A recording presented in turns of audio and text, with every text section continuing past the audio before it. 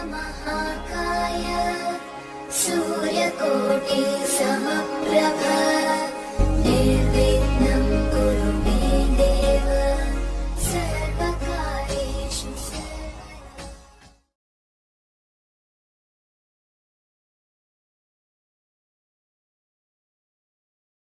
मेरे बहुत ही प्रिय और बेहद सम्मानित साथियों, हृदय की असीम गहराइयों से अभिनंदन, बहुत बहुत हार्दिक स्वागत। साथियों, क्या आपने कभी ऐसी पीड़ा झेली है कि आपके शरीर में तकलीफ है, परंतु आप जब डॉक्टर के पास जाते हैं, डॉक्टर स्वयं उसको कुछ समझ नहीं पाता, आपको कुछ वो जांचें कराने के लिए कहता है। आप वो जांच कराते हैं, रिपोर्ट लेकर के डॉक्टर के पास जाते हैं। डॉक्टर उस रिपोर्ट को देखता है और कहता है कि आप एकदम स्वस्थ हैं, किसी प्रकार की कोई परेशानी आपको नहीं है, आप मस्त रहिए, घर जाइए।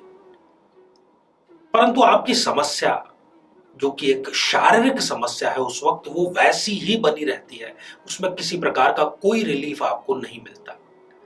अब आप क्या सोचेंगे? परेशानी जस की तस है, परंतु जो उसका समाधान कर सकता है वो उसके होने से ही इनकार कर रहा है। ठीक ऐसी ही अवस्था काल सर्प योग से जो पीड़ित है उसकी होती है। हालांकि मैं भी ये बात मानता हूं कि किसी शास्त्रीय ग्रंथ में इसका कोई उल्लेख नहीं मिलता, परंतु इससे ये इनकार नहीं किया जा सकता कि इसका कोई दुष्परिणाम नहीं है। इतने वर्षों के अनुभव के बाद में मैं स्पष्ट रूप से ये कह सकता हूं कि चाहे शास्त्रों में इसका उल्लेख भले ना हो, परंतु ये जीवन को प्रभावित अवश्य करता है। और अलग अलग लग्नों में हम इसकी चर्चा कर रहे हैं। आज यहां पर हम चर्चा करेंगे काल सर्प योग और कर्क लग्न। यदि कर्क लग्न की आपकी जन्म पत्रिका है और आपकी जन्म पत्रिका में भी सारे ग्रह राहु से केतु के बीच में है, तो निश्चित रूप से आपको यह एपिसोड पूरा देखना चाहिए, क्योंकि इसके अंत में एक बहुत ही सरल परंतु बहुत ही प्रभावकारी एक उपाय की भी हम चर्चा करेंगे, जिससे आप नकारात्मक परिणामों से दूर आ सकें। साथियों, काल सर्प योग पर अपने लग्न या और किसी बिंदु पर यदि आपको विस्तृत जानकारी चाहिए, तो यहां आई बटन में हम उसका लिंक दे रहे हैं, यहां जाकर के आप विस्तार से जानकारी प्राप्त कर सकते हैं। साथ ही काल सर्प योग केवल नकारात्मक परिणाम नहीं देता, कुछ सकारात्मक परिणाम भी देता है। परंतु काल सर्प योग है ये तो सुनिश्चित है, परंतु इससे भी महत्वपूर्ण है आपको ये देखना कि राहु की डिग्री कितनी है। यदि वो सही डिग्री का है तब ही वो परिणाम देगा, अन्यथा वो परिणाम बिल्कुल भी नहीं देगा। साथियों, आज कर्क लग्न पर हम चर्चा करें इससे पहले एक बेहद जरूरी सूचना कि हम हमारे प्रत्येक एपिसोड के अंत में किसी न किसी जातक के प्रश्न का उत्तर देते हैं, और ये प्रश्न हमें प्राप्त होते हैं आप लोगों के ही द्वारा YouTube कमेंट के माध्यम से। जब भी आप अपना कमेंट लिखना चाहें, उससे ठीक पहले #आचार्य चंद्रकांत इस शब्द का प्रयोग जरूर करें, और जो प्रश्न आपसे इस एपिसोड के अंत में पूछा जाएगा, इसी एपिसोड से संबंधित है, उसका सही उत्तर साथ में लिखा होना बहुत जरूरी है। साथियों, प्रायः कर्क लग्न जिसकी आज हम चर्चा करने जा रहे हैं, उसके यदि रोजगार की बात करें तो वो एक श्रेष्ठ चिकित्सक, वकील, शिक्षक, प्रोफेसर या कलाकार, ऐसे क्षेत्रों में वो प्रायः होते हैं। और चूंकि इन सभी क्षेत्रों में बहुत ज्यादा लगन करने की जरूरत होती है, एकाग्र चित्तता की जरूरत होती है, तो कर्क लग्न में ये खूबी पाई ही जाती है। तो आइए साथियों, बिना किसी देरी किए कर्क लग्न की जन्म पत्रिका में यदि काल सर्प योग है तो वो क्या क्या परिणाम निश्चित रूप से देगा ही जानते हैं। साथियों, ये जो आप स्क्रीन पर जन्म पत्रिका देख पा रहे हैं, ये है कर्क लग्न की जन्म पत्रिका। 4 नंबर से ये प्रारंभ हो रही है, इसलिए इसको ज्योतिष की भाषा में कर्क लग्न की जन्म पत्रिका कहा जाता है। कर्क लग्न में जो लग्नेश अर्थात लग्न का स्वामी है वो चंद्रमा है, अर्थात ये जो व्यक्ति है ये दिल से ज्यादा काम लेता है, ना कि दिमाग से।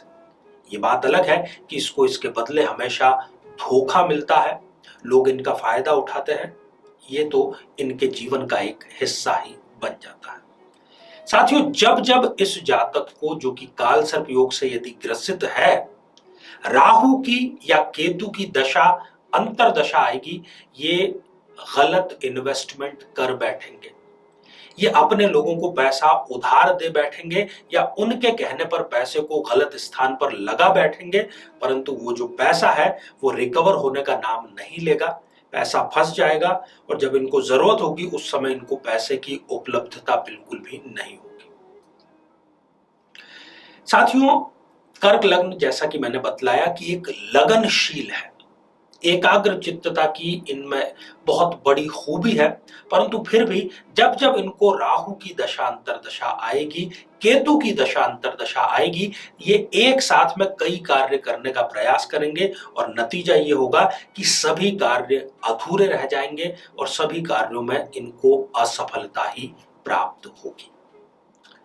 काल सर्प योग से जो ग्रसित जातक है, उसकी एक खूबी यह है कि वो अपने परिवार के साथ में सदैव खड़ा रहता है। परिवार के किसी भी सदस्य को वो दुखी देख ही नहीं सकता, परंतु इसके उलट जब इन्हें स्वयं किसी की आवश्यकता की जरूरत पड़ती है, जब इनका बुरा समय होता है, तब परिवार इनसे किनारा कर जाता है और इनको अपना संघर्ष, अपनी लड़ाई अकेले ही अपने बलबूते करनी पड़ती है। पैसा ये कमाते बहुत है, परंतु इनका खर्चीला जो स्वभाव है वो इनके पास में पैसा टिकने नहीं देता। यदि आप इनको कुबेर का खजाना भी ले जा करके दे देंगे तो भी ये उसको लुटा डालेंगे और वो भी इनके लिए कम ही पड़ेगा, बिल्कुल भी पर्याप्त नहीं पड़ेगा वो इनके लिए। यदि ये कुंडली मिलान करके विवाह नहीं करते हैं तो जीवन साथी से किसी एक भी बिंदु पर इनका मत ऐक्य नहीं हो सकता। मतलब आप कोई भी मुद्दा उठाइए, उसमें पति और पत्नी दोनों अलग अलग दिशाओं में, एक उत्तरी ध्रुव तो दूसरा दक्षिणी ध्रुव होगा। किसी भी मुद्दे पर वो एक मत नहीं होते और ये सिलसिला जीवन भर तो चलता ही है। खास तौर पर राहु और केतु की दशा अंतरदशा में चिंताजनक स्थिति तक पहुंच सकता है। साथियों, यदि ये राजनीति में अपनी किस्मत आजमाते हैं और यदि उस बीच में ही राहु की दशा, केतु की दशा अंतरदशा आ जाए, तो इनका जो राजनीतिक करियर है वो केवल भीड़ जुटाने, रैलियां आयोजित करने, नारे लगाने तक सीमित हो जाता है। स्वयं इनको कुर्सी नहीं मिल पाती है। ये दंश इनको काल सर्प योग जरूर देता है। साथियों, इसी कर्क लग्न की जन्म पत्रिका में यदि काल सर्प योग निर्मित हो रहा है और यदि उसके साथ में मंगल के साथ केतु की युति हो जाए या फिर राहु के साथ शनि की युति हो जाए, तो जितने भी मैंने नकारात्मक परिणाम आपको बतलाए हैं उसकी पराकाष्ठा हो जाती है। दुख की कोई सीमा नहीं रहती। इतना क्योंकि ये दो दो पाप ग्रह, दो दो क्रूर ग्रह एक साथ में इस काल सर्प योग के जो परिणाम है उसमें कई गुना वृद्धि करने का कार्य करते हैं। और जब जब इनको चाहे मंगल की, केतु की, राहु की, शनि की दशा या अंतरदशा आती है तो इनको वो सुसाइडल टेंडेंसी या अवसाद जरूर ही देती है। काल सर्प योग इनको कर्क लग्न में मोटापे से ग्रसित अवश्य करेगा। ये मोटापे की वजह से अपने उम्र से अधिक नजर आते हैं। सिर के बाल जो है वो भी इनके समय से पूर्व ही झड़ने प्रारंभ हो जाते हैं। काल सर्प योग इनकी रिस्क लेने की क्षमता छीन लेता है, लगभग समाप्त कर देता है और इस कारण ये जीवन के कई अवसरों को भुना नहीं पाते। अवसर इनके सामने से गुजरते जाते हैं और ये बस उसको टकटकी लगा करके देखते रह जाते हैं और बाद में इनको केवल हाथ मलना रह जाता है, पछताना रह जाता है। काल सर्प योग के कारण ये व्यक्ति दिखावे की जिंदगी जीना पसंद करता है और दिखावे के कारण ये स्वयं का ही नुकसान कर बैठता है।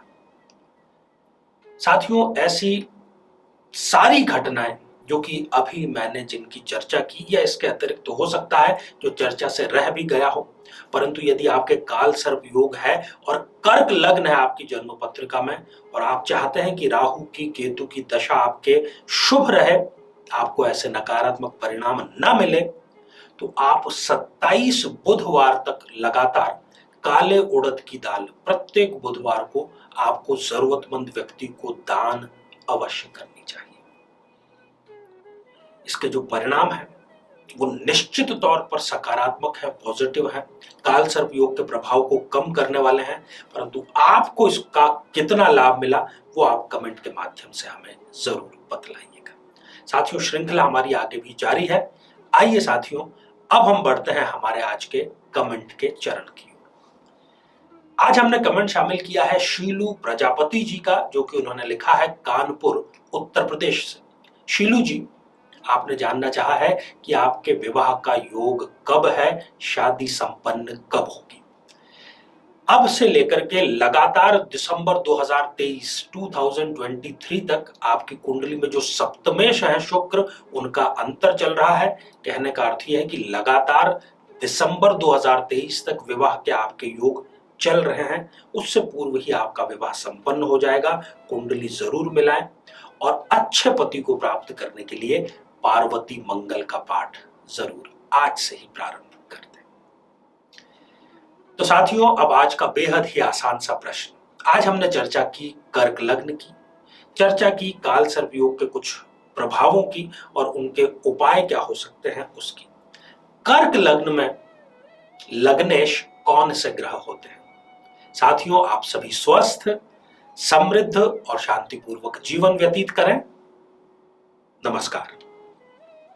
जीवन में किसी समस्या का सामना कर रहे हैं, जैसे कि शादी में देरी होना, पति पत्नी में मनमुटाव या तलाक तक की नौबत आ जाना, संतान का प्राप्त न हो पाना, नौकरी या धन प्राप्ति में बाधा आना, जीवन के प्रत्येक क्षेत्र में किसी न किसी प्रकार की बाधा आना, तो आज ही अपनी जन्म पत्रिका का संपूर्ण विश्लेषण करवाएं और पाएं समस्या से सदैव के लिए मुक्ति।